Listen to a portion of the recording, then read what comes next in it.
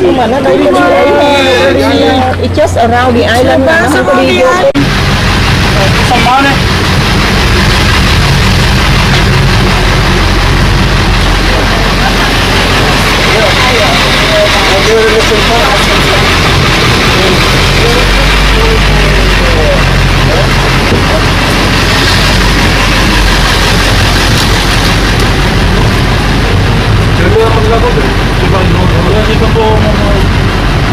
Okay, we're going to go to the ATM machine first, and then after that, we're going to start our tour.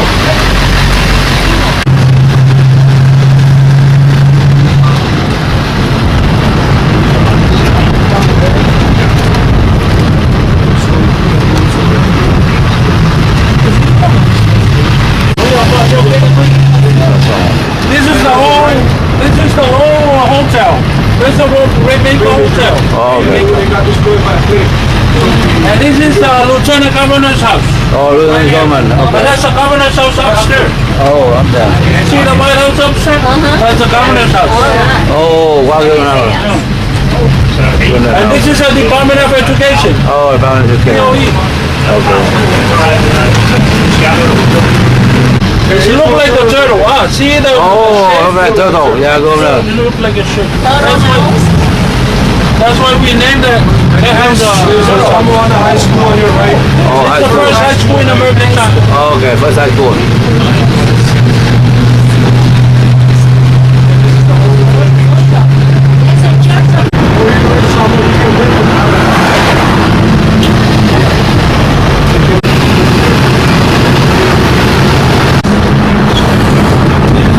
One of the elementary school. Elementary school, yeah. Oh.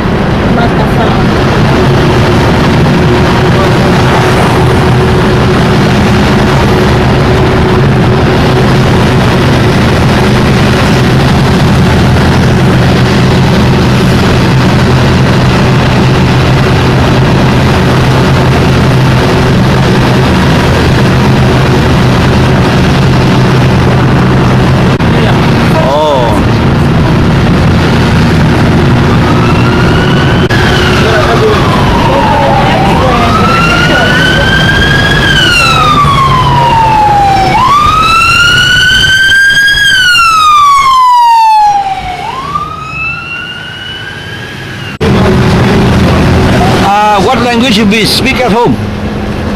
Samoan language. Chamon. Oh, okay. A little bit you will be using the English. A little bit, yeah. How much people here make a month? No, normally. The what? How much people here make a month normally? Is that the flower? Yeah, that's a flower pot. The flower pot, right? No flower pot. Oh, the flower pot. Yeah, flower pot. We want to stop right there. Oh, is that That's all house over there. Oh, your house? Maybe we should visit your house, huh?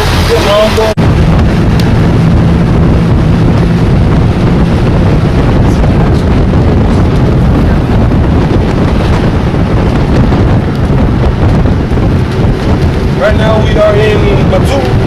This is the Matu village. As you can see on your left line over there is the big church. Going to there's a Catholic church right there. Yeah, good church.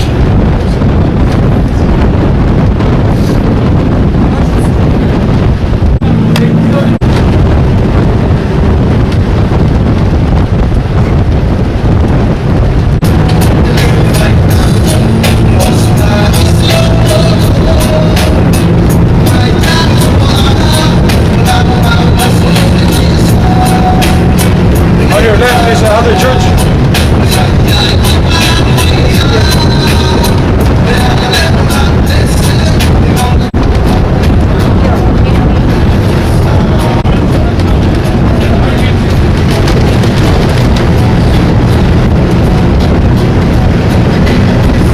On the island we call it the typhoon, right?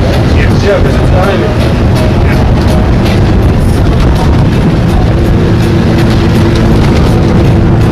Seeing a lot of people in the church.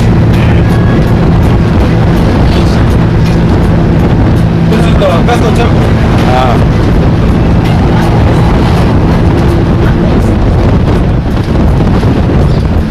You can just go back.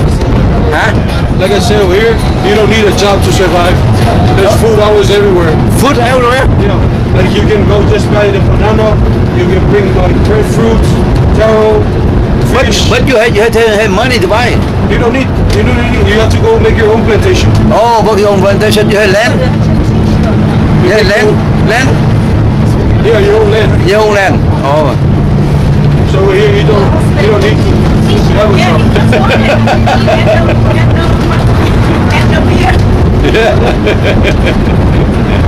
Well, here breadfruit and all like Oh. it's free.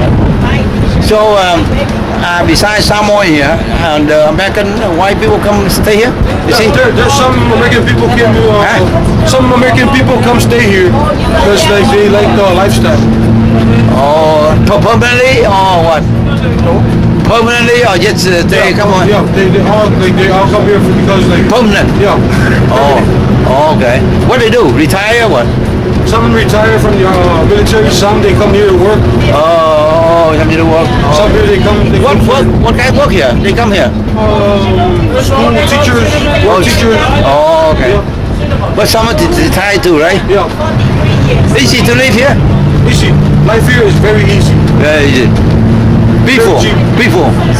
Very peaceful. Peaceful. Yeah, Yeah. big, Yeah. Oh. Okay. Oh, peaceful. very challenging. No, very safe. Safe. There are no like. There aren't big crimes here. There's no crimes here. No crime. Over here, like all the crimes you'll get Okay. like, is you get drunk, they get drunk, get Okay. or steal. That's all. Oh, okay. Okay. Okay.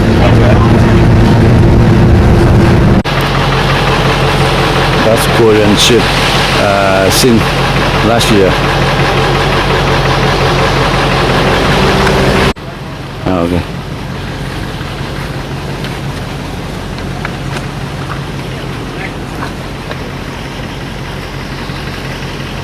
Đó là cái sao?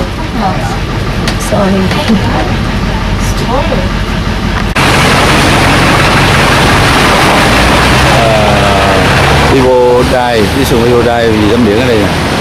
They are dangerous. Tắm biển, the view here.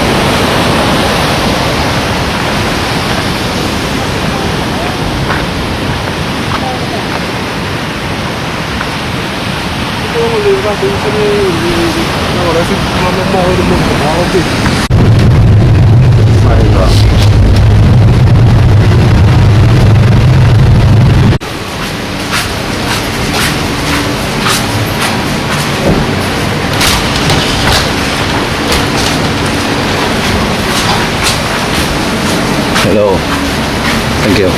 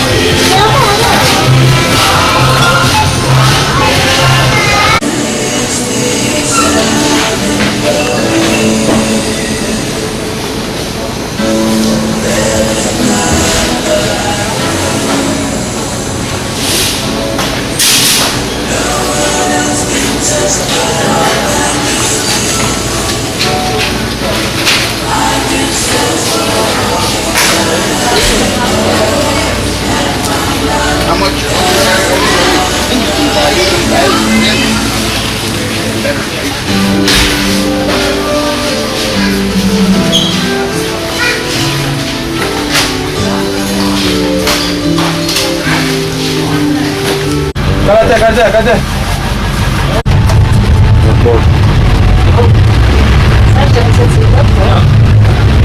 It's not a big airport, huh?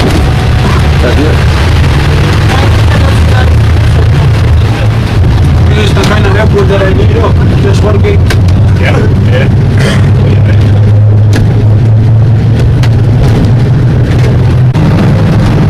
This is the two-wheeler store.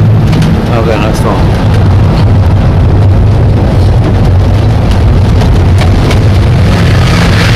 We are heading back to the national park. Welcome before. That is the only trade school native. What? Trade school. Trade school. Okay, trade school. Huh? There's the Lions Park. What? Lions Park. Lions Park. Lion Park. You reach to the lions over there? It's just called Lions. That's the Parala Corn. Lagoon. You had no more level. You had to go up. You had to go. College. Huh? I'm in college level. Oh, you had to go college. You had to move. You had to go another. Go to Alaska to for that. Why don't you go U.S. in mainland? I'm gonna go major in electrical. Okay.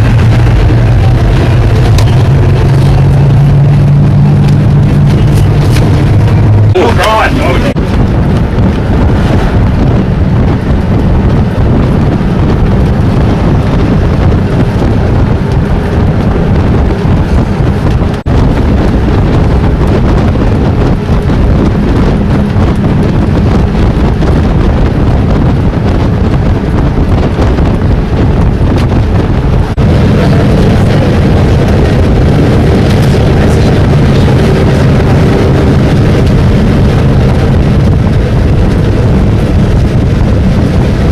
You know the Sambo culture?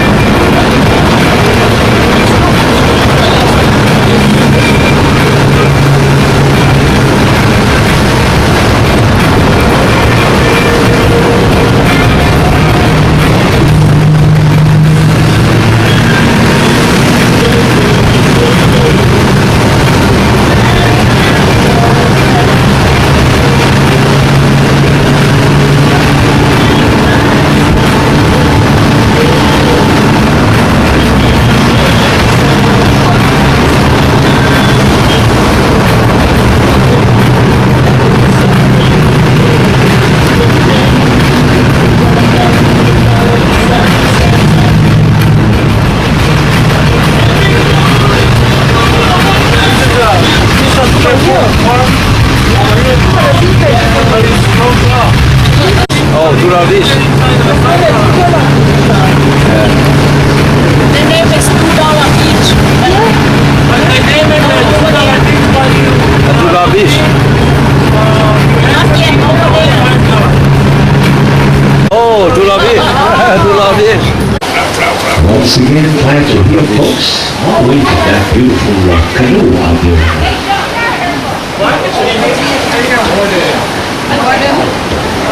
Northern. I am Samoan, if you haven't noticed.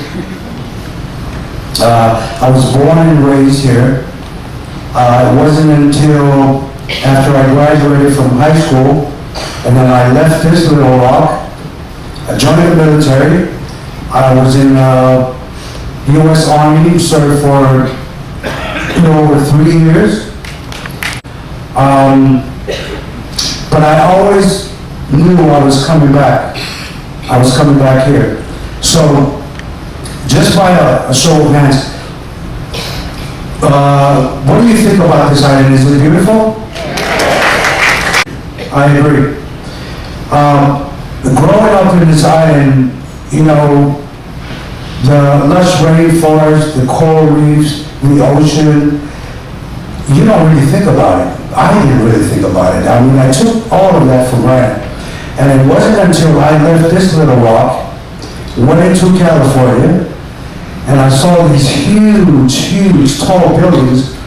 It was really shocking for me. I had to drive miles just to see the beach and to see the rainforest. So I thought back, I said, man, I do have something special back home. So that's why I knew I was coming back to this little rock. So I'm going to be talking to you about, my presentation today is going to be about the National Park. I will talk to you about the National Park. And the core of my presentation is the culture, the Samoan culture. I will slowly transition into a Samoan culture. Because of the sake of time, we only have about 40 minutes. I've got so much to share with you, but unfortunately, we don't have that much time. Again, I am so sorry. I have to apologize. Right when we stepped in, a lot of people came up and asked for a park stamp. I have to apologize. We didn't bring the stamp with us. But I brought some brochures. Would that do it? Okay, yes, of course. Okay, thank you. So you won't beat us up for not bringing the stamp, right? Okay, great.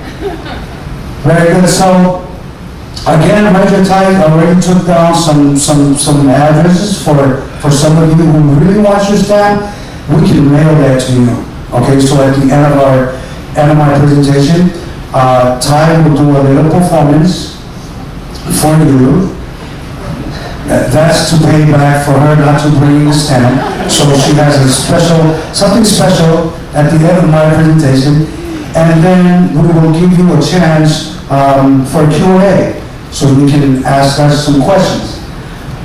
Okay, all right, let's go into the presentation. Welcome again, Afirmai and Talofa.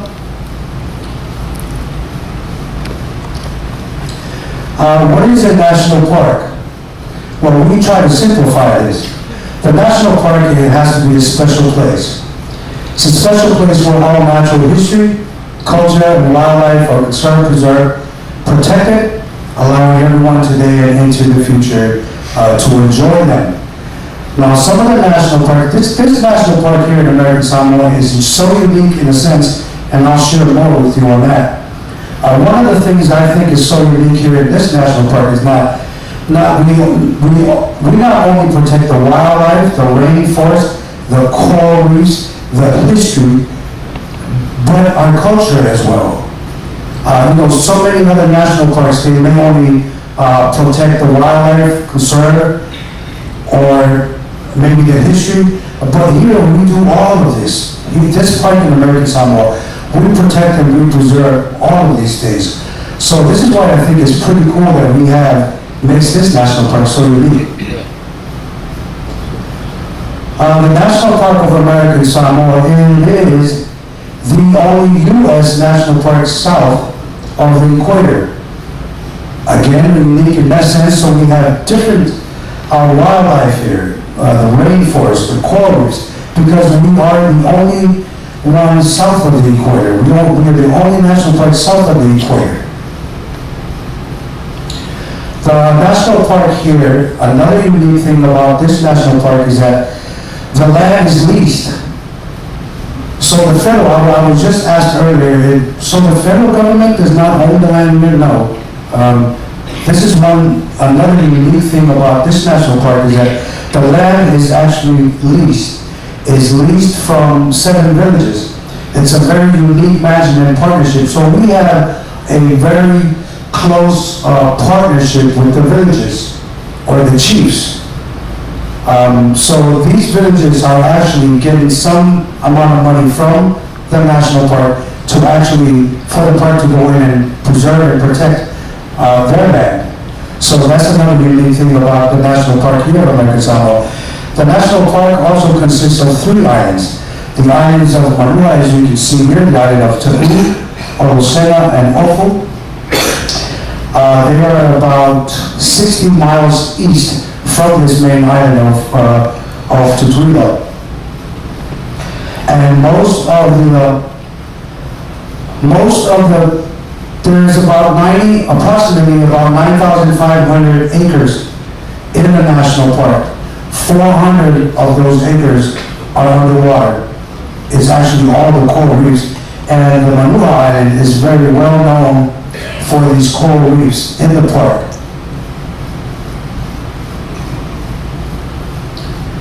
National Park protects the tropical rainforest, the fruit bats, coral reefs, and the Samoan culture. As you can see, we're on the island of Tutuila, and if you look at that map on our screen right now, the dark green area, that is our national park here on this island. This is our park in Ofu, the Manua Islands that I talked a little earlier about, and it's mostly coral reefs. Somebody just asked me earlier, how do you get there? Well, there's a ferry that goes there. There's a ferry boat that goes there once a week, and you can also get there, you can also fly there. Let's look at some of the other national parks, some of the views. So this is on Tutuila Island, and we had a park tour this morning. Can I see the hands of those that were able to make the park tour? All right, great. So a lot of people just asked me just now, they weren't aware of the park tour. That's okay. Once you get off the ship, every cruise ship that comes on this island, everything is pretty much, and again I have to apologize, as you noticed today, everything was pretty much shut down. I mean, everything was closed, but the park is always open. We're always open. The national park is usually closed on the weekends, but when there's a cruise ship, when the cruise ship comes in, we open. So I just want to let everybody know so you can share that with your friends who's coming in next week or next year, next month. We're always open for you guys when you arrive on this island. Some of the wildlife you can find here are some of the birds. We have some bird lovers earlier today that were able to visit our park. And here are some of the birds that we do have. The honeyeaters and the fruit doves. Later on my presentation, I will talk more about these wildlife that you are looking at right now. They're not only important as far as the rainforest, but culturally as well, and I'll talk more about that. Some more birds, we have more fruit doves, the honeyeaters. We have the red-footed boobies. We have 2 kinds of boobies here. The red-footed booby and the brown one. A couple of people have asked me if we had the blue-footed. We don't have the blue-footed booby here, just the red-footed. And then, again, we have the Pacific pigeon. Just some of the wildlife, some of the birds here that are native here. And then our friend, the fruit bats. Now, the fruit bat is probably this is the only native mammal we have here, flying mammal that we have here in American Samoa. They are heavily protected right now. these guys are greatly responsible for the health of our rainforest. Something really cool about these fruit bats is not only they spread the seeds around, but they can also pollinate. So, very, very cool about these fruit bats. They used to be hunted. People used to eat them back in the old days. There's still poaching going around, especially our elderlies. And it used to be one of our delicacies, but we don't eat that. This age, the Thai and I, like that, we go for chicken instead. I'm fried the fruit bats. Another look at the fruit bats. And if you're, I think right before sundown, if you look, there's the governor's mansion. You can actually, I walked upstairs and took a look, and there's the governor's mansion, I think, on your right-hand side of the ship, and if you look at it, you'll see a lot of bats. Also, I wanted to talk about the rainforest here. The people here are still using the rainforest for our medicinal use. There's a lot of plants, a lot of trees that the locals here still turn to for medicinal reasons. And people are still farming, they still farm the land. Now the thing about the national park, somebody had asked me this earlier, when this villages first became a national park, the plantations that are already currently in that area, they can still farm that. Now they cannot extend that. And that's the policy we have with the into the lease. It's a 50-year lease. After 50 years, it's up to the villages if they still want the park. If they still want it, they can. If they want to get out of it, they also can do that. And that's the agreement with the partnering with the villages. So people are still farming inside the park. And now I'm going to move slowly into the heart of my presentation, which is the Fa Samoa, or the Samoan way of life. It is believed to be, according to archaeologists, this island was inhabited 3,000 years ago. 3,000 years. As you can see, there's not much land here, so land is very, very important in the Samoan way of life.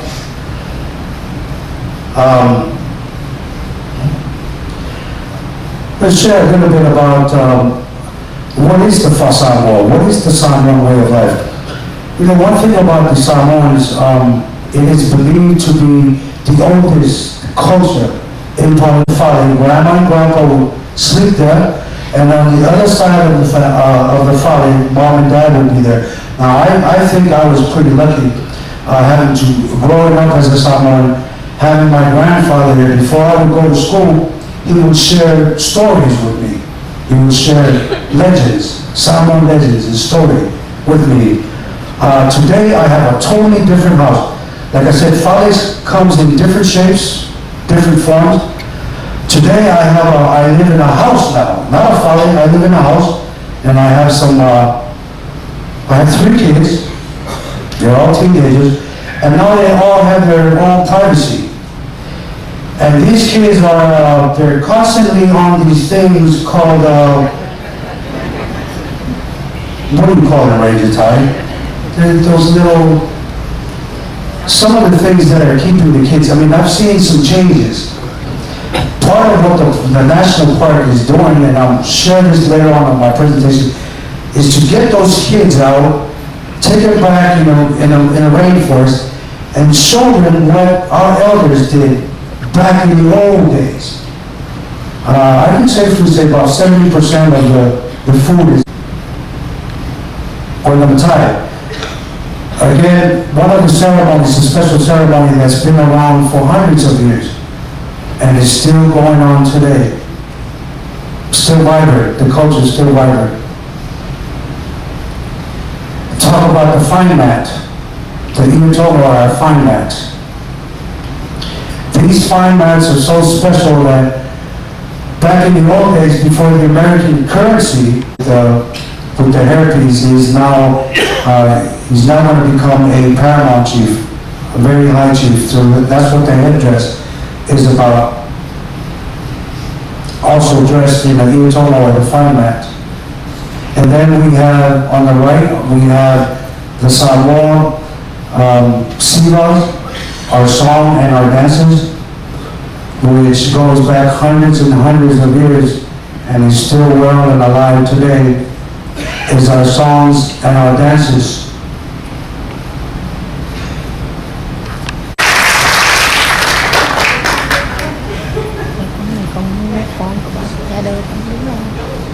Không phải lại được phải.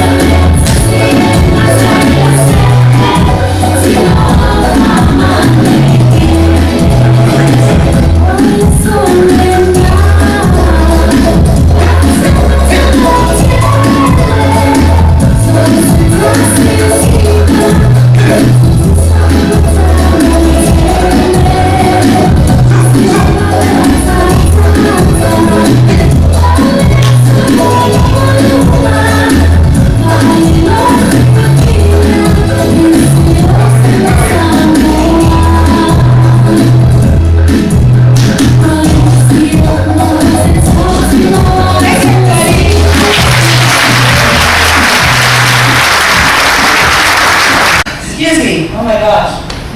I'm actually out of breath right now. I apologize. I'm out of shape, actually. I just gave birth, so. Thank you. So, what I was trying to explain, the tattoo that I showed you while I was dancing, it's actually called a malu. Everybody say malu? Malu. Malu. Now, specifically for females only, a malu can be worn only by females. Females have their own tattoo, and then you have the males, which is called a somaimiti. Does anybody want to say somaimiti? So that's fine. So males, they will be tatted. My husband was actually tatted when he received this tattoo, which is called the somaimiti, at the young age of 17. I received mine before I turned 21. So before the coming of age, a lot of Samoans, they actually had designated somebody or specified the only people that could have tattoos were people of status. Nowadays, if you have the pride and if you understand your culture and your language, feel free to flaunt your tradition, right? So that's why I have it. Not only to add on to that is that a lot of Samoan females, if you are a Matai's daughter, and as stated in Ranger Poole's presentation, if you are a Matai's daughter, you as well can have one too. The primary focus of the tattoo is as long as you understand your language and you know what you need to do, then you're fine. But other than that, I would like to hand the mic back over to Ranger Poole. And if you have any other questions, if you want to take pictures with me and my tattoo, feel free. Now, She's going to charge you this time. Sorry, so let me just add on, I forgot something. Now for the males, in the pictures as shown above, The males, they will start their tattoo from right beneath the your breast line. Now, the males will start from here all the way down here. And it goes all over, except for the groin area, obviously. But for the buttocks, everything is tatted. And it usually takes about a week, depending on the person that's getting tattooed.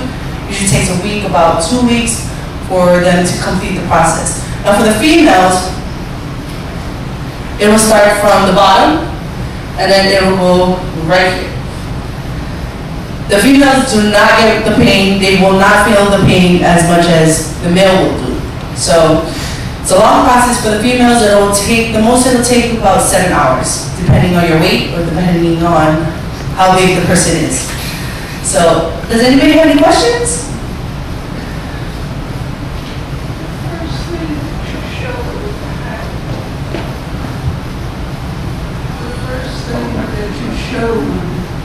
Had the national park symbol up there, and you had another word beside it. Today's talk by, I want to start in Africa, and this is out of Africa. This is human migration. There's been a number of waves of people coming out of Africa.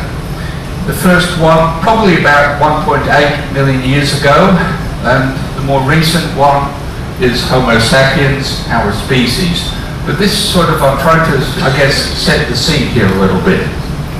So, when we go back about those 1.8 million years, there were two main species of humans. The Homo habilis, the handy man, or I guess handy woman. The reason I put in this image in the bottom right is to show their relatively small size compared to Homo erectus and to modern humans. And Homo erectus was around at about 1.8 million years, but lasted a lot longer. Unlike Homo habilis, which is only found in Africa, Homo erectus is actually found in other parts of the world, as I mentioned there, in Europe and Asia. We know how far it went from places like Java. The Java man is Homo erectus, and we know that it's just over 1.6 million years old. I will mention actually my last talk before we get to Vancouver goes into this in more detail. It's sort of the origin of us humans. This is just a very broad skim of the surface to, I guess, sort of set the scene for the people of the Pacific.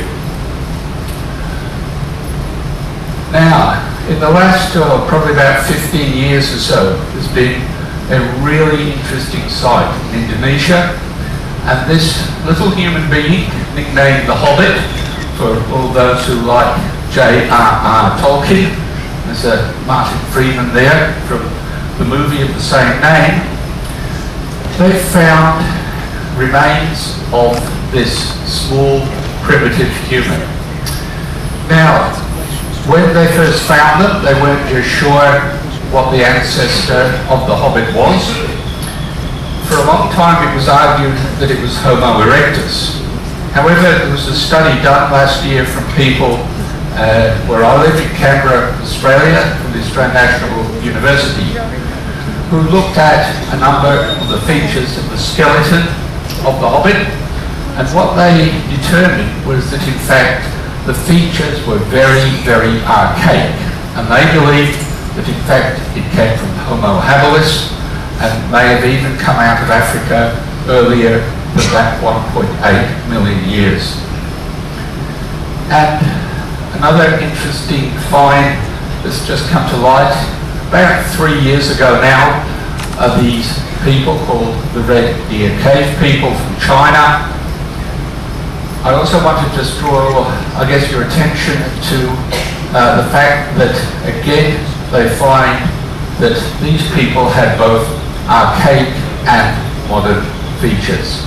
So, not enough information from the skeletons that we know of in China to determine whether it came from either Homo habilis or Homo erectus.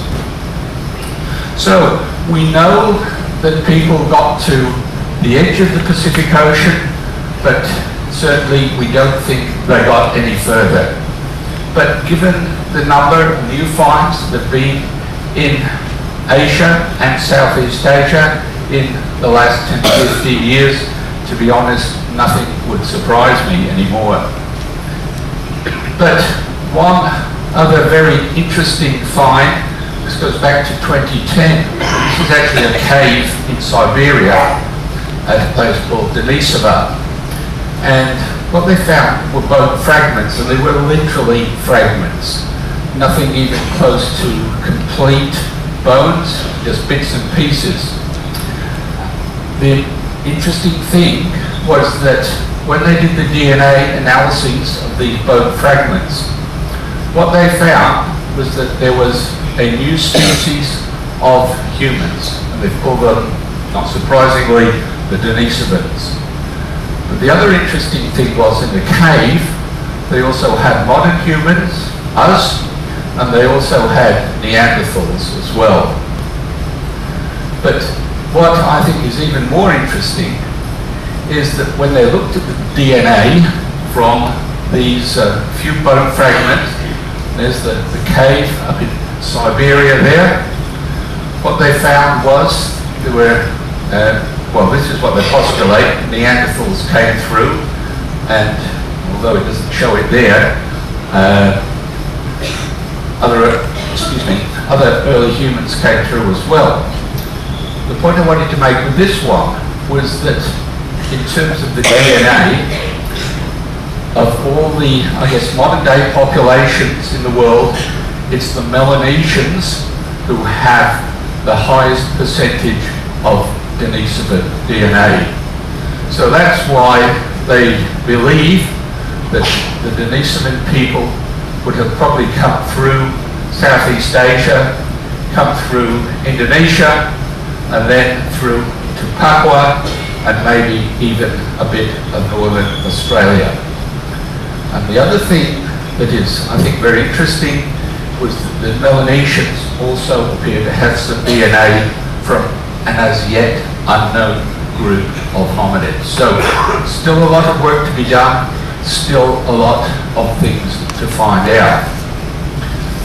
Now, if we go to our species, and I do like that little cartoon with Homo there, Homo sapiens, and the picture here at the bottom of I guess the map is about 2 years old, but I left it in for the reason that about 2 years ago, this is what we believed happened with our species, and that we came out of Africa maybe 130,000 years ago and spread from there.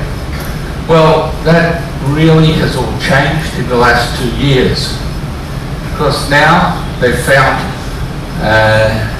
modern man, Homo sapiens, from Morocco, 320,000 years. Just 2 months ago, they announced from a cave in Israel remains of, again, Homo sapiens, 180,000 years, China, 120,000 years. So it's being pushed back all the time as more and more evidence is becoming available from fossil finds throughout Northern Africa, then the Middle East, and then Asia. And the other one is, I've got here 65,000 years when they appear to have come through Asia, Southeast Asia, and then through to Australia. And that date of 65,000 years comes from a site just near Darwin, which is a World Heritage Site, Kakadu. And these are the people that we believe are the ancestors to the modern day Melanesians. These are also referred to as the Papuans. They are the Australian Aborigines as well.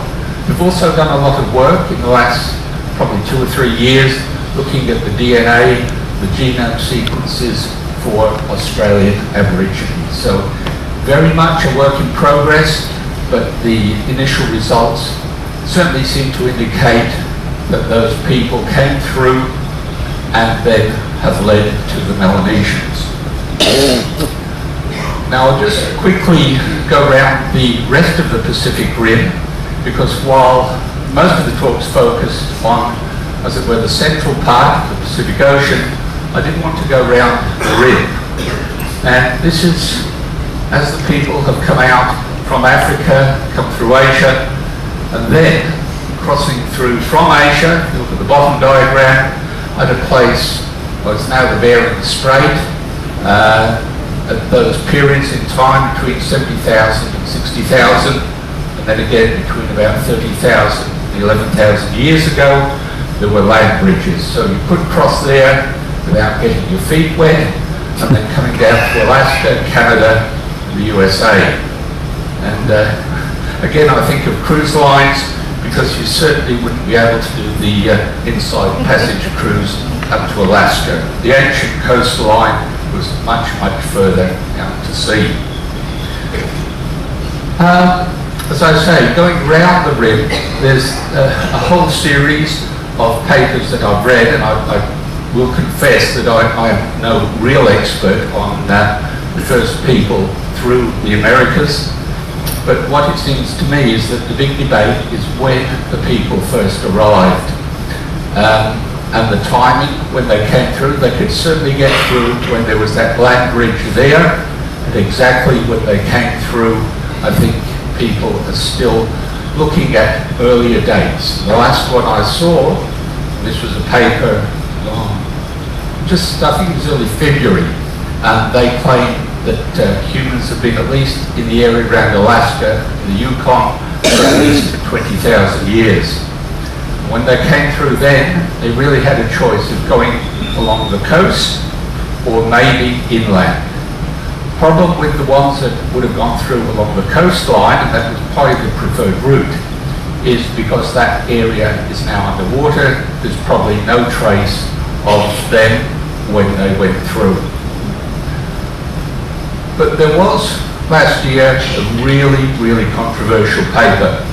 And this was from a site just outside San Diego. And in the paper they claimed that in fact humans have been in the area for 130,000 years, which is, I mean, it's not even out in left field, it's sort of up in the bleachers, up in the sort of third deck of the big stand up there somewhere. But it wasn't, it was always done more by inference, in that they found mastodon bones that appear to have had humans breaking them.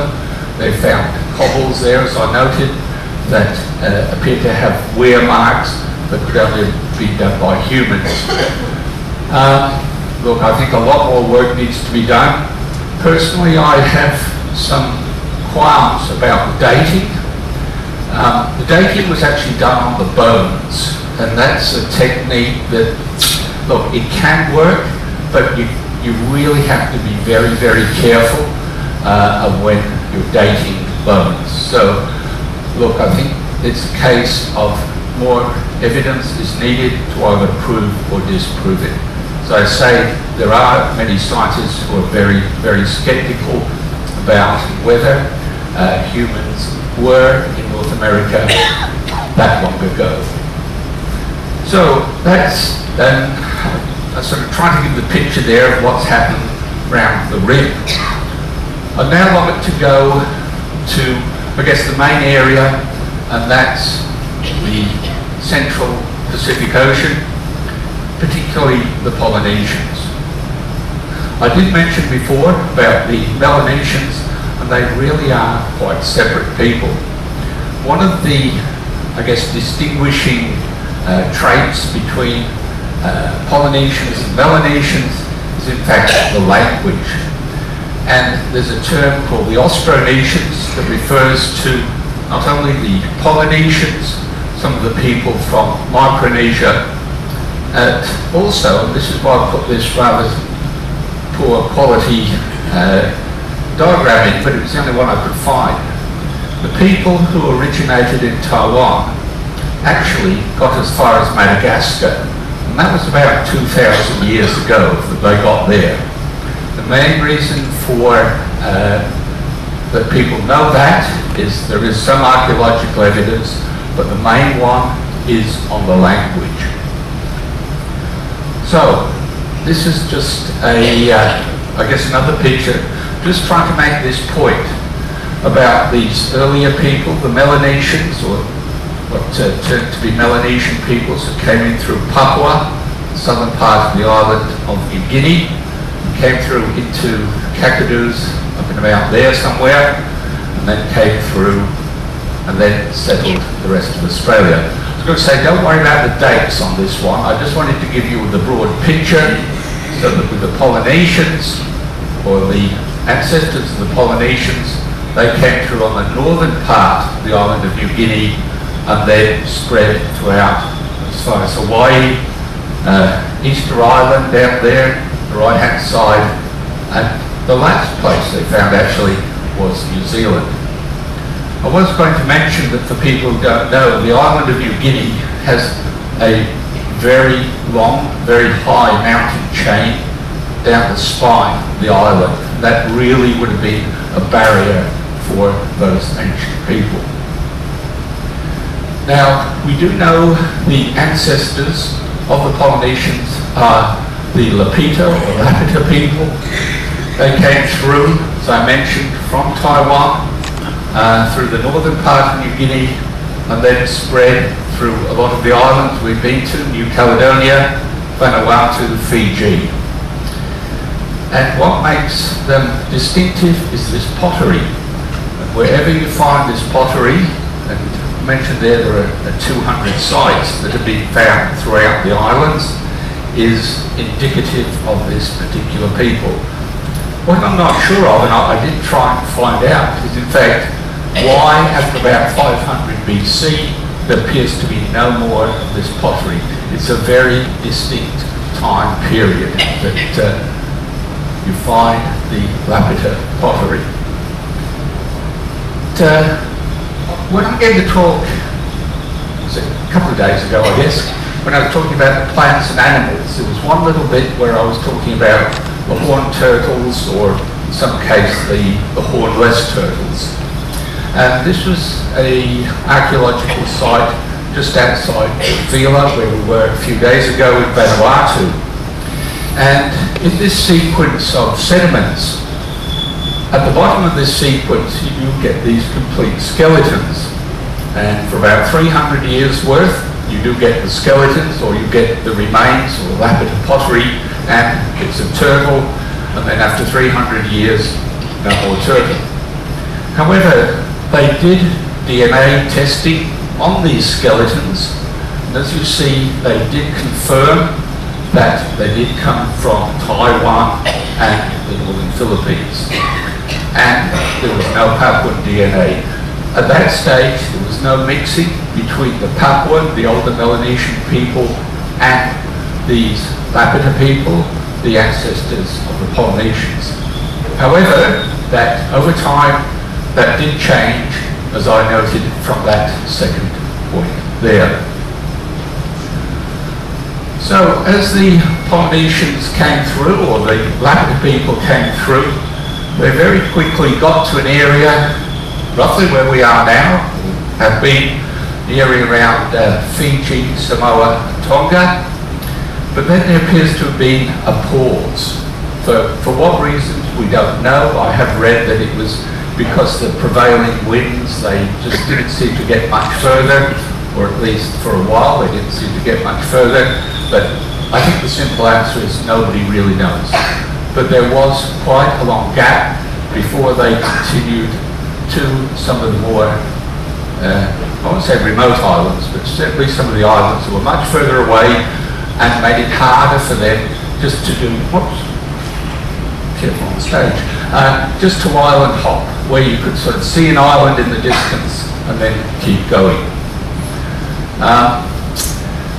One of the problems is the dating of when they got to these more forefront islands is not clear, as I noted there. Hawaii in particular, there's a large time period represented. There's no real firm evidence either of the 300-year end or the 1,000-year end. A little clearer with Easter Island, Rapa Nui in New Zealand. I guess the plus or minus, like with New Zealand, 1390, I think it plus or minus about 30 years of when they got to New Zealand. Now, how did they travel? Well, we've probably all seen either the pictures or images of their wonderful outrigger canoes. I mean, these people, as far as I'm concerned, really were master mariners. How they got between the islands, I think it's a wonderful feat of navigation. And these are the main, I guess, navigational devices they use to guide them, and I guess more importantly, to get them back again. So it's a wonderful thing that they did. I'll put that in for all the grandparents who probably took their grandchildren to see the film. I must admit I haven't seen it, but it's I think it did very well.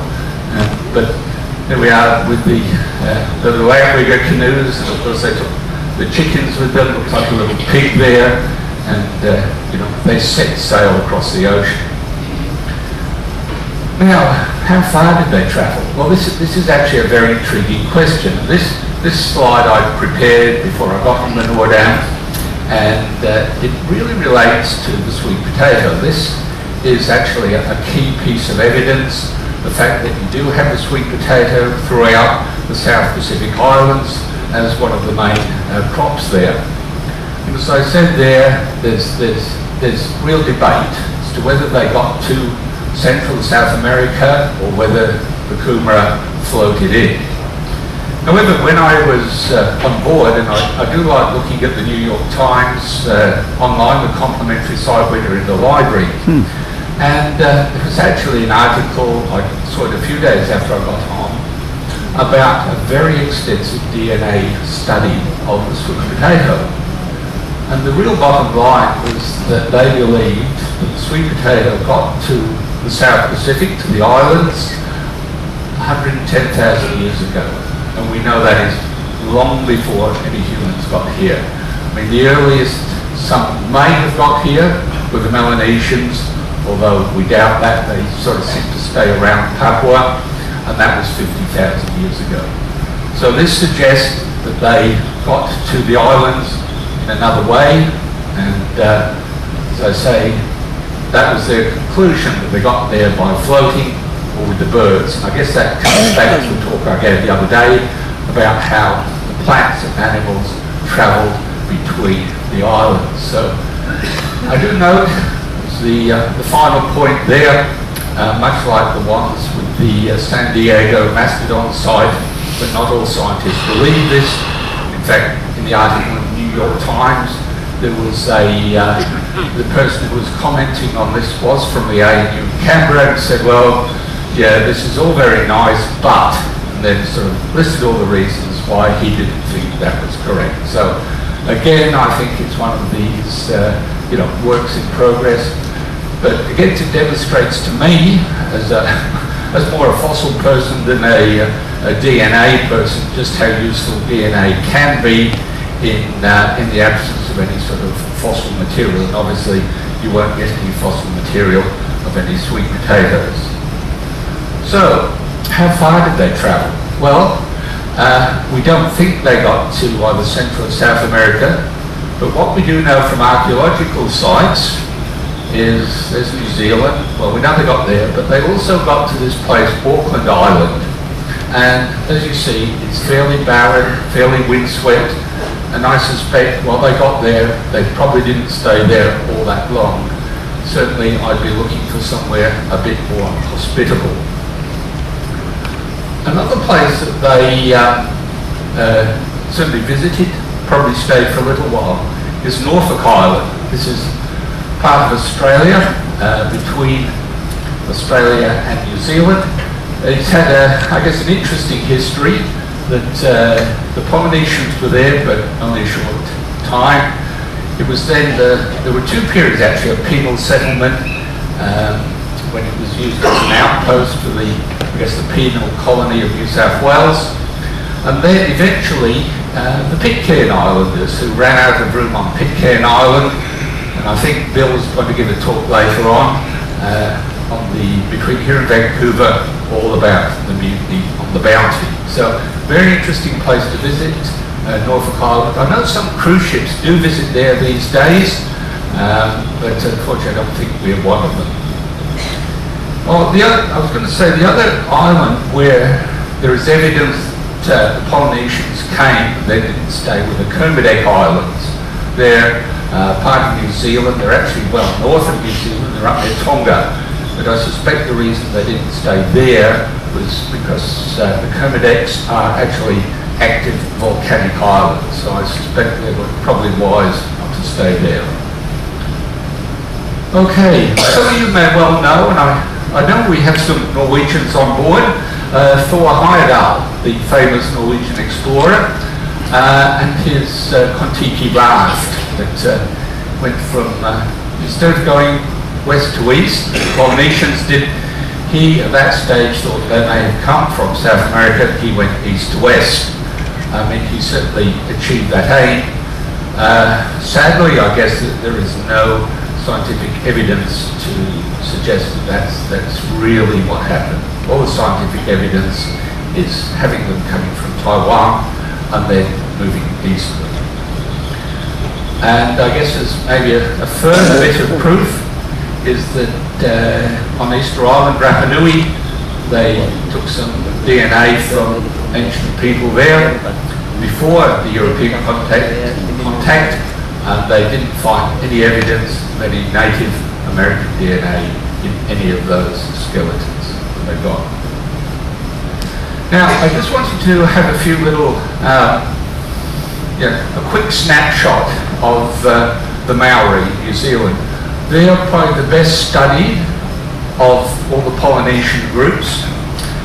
Like all the Polynesian, well, I say like all the Polynesian groups, the Polynesian groups, there are subtle differences between all the different groups in the different islands. I chose the Maori because they, as I say, they're probably the best studied. The picture on the right, very distinctive, the facial tattoos, the cloak there, the textiles that they used for their cloak and garments, and then certainly very warlike people. That's one of their clubs they used. I must admit, when I looked at it, I thought that really, if those are teeth, that to me really looked like part of a jawbone or something, but I'm not sure. I couldn't find out from the picture, or actually there's a work of art, that one. So, the females, similarly, you have the facial tattoos, the tiki there, probably made of a greenstone, and again, their club, very warlike people, again, made of the greenstone.